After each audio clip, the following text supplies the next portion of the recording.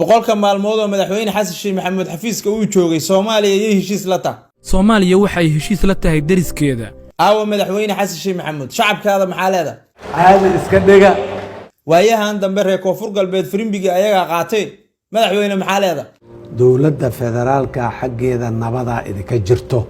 boqolka maalmood oo madaxweyne xasan sheekh maxamuud xafiiska uu joogay dawladdu maxay qabatay dawladdu waxa ay qabatay shaqo gogol xaar u ah qorshaha 4 sano ee lagu gaarayo dal nabad ah cadaalad ah oo barwaaqo ah kabka miisaaniyadda bangiga adduunku muxuu fasaxay bangiga adduunku wuxuu fasaxay lacag ku dhow 100 milyan oo dollar oo kabka miisaaniyadda ah midowga Yurubna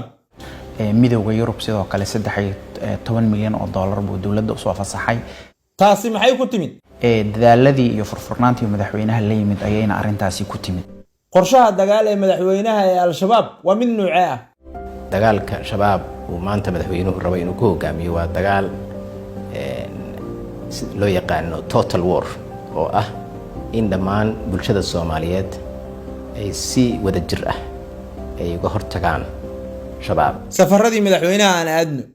Djibouti iyo Soomaaliya maxaa ka dhaxeeya aawa madaxweyne xasan sheekh maxamuud waxaa ka dhaxeeya waxaan birina goyn biyana aanay meerin safarkii Imaaraadka waxaa ka soo baxay heshiis lagu hagaajinayo xiriirka iyo iskaashiga labada dal fududeynta dhaqdhaqaaqa ganacsiga isku socodka muwaadiniinta iyo gargaarka abaaraha safarkii Turkiga gacansiin dhanka amniga ah iskaashi dhaqaale iyo isdhexgal bulsho safarkii Tanzania kamid noqoshada dalada bulshada bariga Afrika muxuu soo nooleeyay madaxweyne xasan sheekh maxamuud ayaa soo nooleeyay codsigii Soomaaliya ay ku doonaysay inay ku biirto suuqa dalada bulshada bariga Afrika oo 7 dawladood ay ku bohoobeen yuu taageero ka helay waxa uu taageero ka helay dhammaanba madaxda dalada waxaana la filayaa in Soomaaliya ay ku biiri doonto daladan kadib marka la buuxiyo shuruudaha loo baahan yahay safarkii Kenya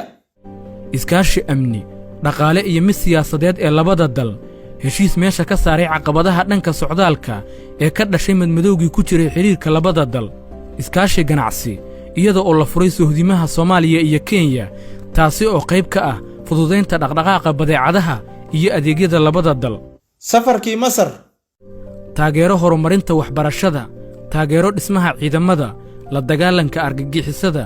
iyo xoojinta xiriirka taariikhiga ah ee ka dhaxeeya labada dal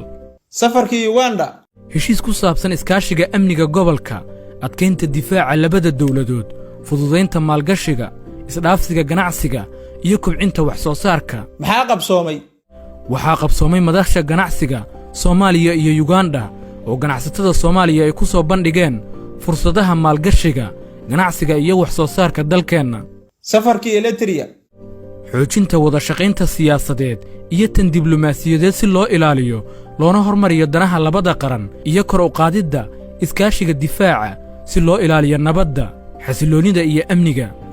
waxaa intaas sii dheer safarkii Eritrea madaxweynuhu isagoo uu fulinaya ballanqaadkiisii doorashada waxa uu la soo ciiday ciidamada qaranka ee tababarka u jooga Eritrea waxa uuna xusay sida shacabka Soomaaliyeed ugu farxayaan muuqooda halka cadowga argagixisadu ka naxayaan cududooda maalintaan arkay leeyra xasan sheekh maxamuud wuxuu u duulay Eritrea waa iiga dhamaatay abdi baa leeyra wiilkaygu inuu sariirta jiifayla ahayd maxaa shirar ka qabsoomay Soomaaliya waxaa Muqdisho ku qabsoomay shirka golaha wada tashiga qaranka oo aan muddo qabsoomin maxaa ka soo baxay hannaanka amniga qaranka kaasi oo qayb mugla ka qaadanaya xoreynta iyo la dirirka argagixisada si midaysan nidaam doorasho oo mudaysan iyo in doorasho dimuqraadi ah dalka ka dhacdo mudnaasiinta dib u heshiisiinta siyaasadeed iyo midda bulsho ee guud ahaan dalka iyo hannaan garsoor oo madax bannaan الله إله مدحوينه بقولك مالمود واحد بدن وقبتي أو مدحوين حسن شيخ محمد شعب كذا محله هذا إسكندرية عن ترينك ولا راعنه محوها نبضي آيان عن آدم وعلى الله يا دتك لها يا بقولك مالمود مدحوين حسن شيخ محمد ليجا شعب كالصومالي هذا دعتي شنتي سنة لصورة فمدا شعب كالصومالي تشني كوتشرين قولي نبضه كوتشرين مدي مني 24 ساعة ميدك قربال وقسي سيدي رجي حفيز كبنية مركي حفيز كاي بنيين شعب الصوماليين لعاي كارور سدن إليهين مدحوينها قروا له ودسا ilaa ay hadda guri la bilaabay ma jiro wax xisaab celinahoo ay sameeyeen oo shacabkii u celiyeenna ma jirto soomaaliyey aan runta isku sheegno dowladda in la dhaliilay lama diidana waxqabadkii madaxweynaha boqolkii maalmood muuqaalkii lagu soo koobay markii wasaaraddu daawatay waxaa u soo baxday dadaalka madaxweyne xasan sheekh maxamuud uu sameeyey inaan wasaaraddu aysan xaqiri karin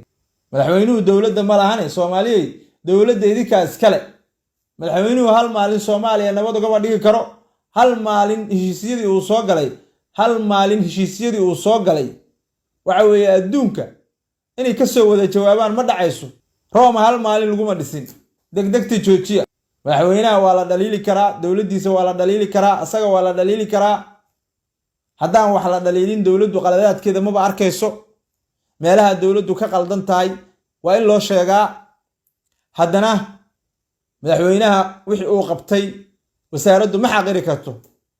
waxaan leeyahay dadka dhahaya dhiigaa daadanaya boqolkii maalmood ee lasoo dhaafay 5 sano ee lasoo dhaafay shacabka Soomaaliyeed moqol nabaday ku jireen ma jannay ku jireen dhiigoodu ma daadeen hal maalin 1500 Soomaaliya la waayay oo dhinteen madaxweynahan boqol maalmood uba joogaa aan runta isku sheegno Soomaaliya wasaaradda cadaaladda social media runta halkan u joogtaa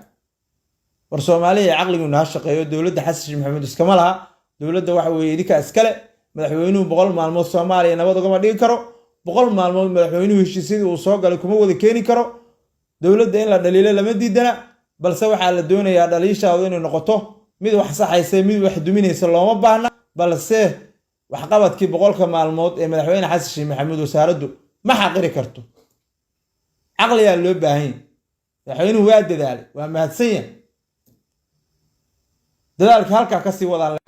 Soomaaliya baladikuna aragtidiina commentiga nugula wadaaga muuqaalkaana sii sheer gareeya oo lay gareeya si u gaaro shacab badan daawada haddaan ugu cusubtaan ugu soo bira daa hore noola joogtana kuma santaa daawashada muuqaaladeeda muuqaalka xigeyntaan ka gaari doono waani waa wasiirka cadaaladda social media oo leh cabdulow xarunta marwe waa albaabka farxadda lamaanaha fadhi ma yaal heetii alla waa gaar dadaalna waa mahuraane xarunta marwe waxa aad ka helaysaa daweyn baaritaan iyo aqoon la isku haleyn karo dhaqaatiirtuna waa Soomaali kaana tageen oo mar walba kula jooga dalka dadkayga yaaba wax bartay ajnabi xaan ka jira si aad u hesho ubadkii aad u baahnayd insha Allah hadda la xiriir Marwe Fertility Center oo ku taala degmada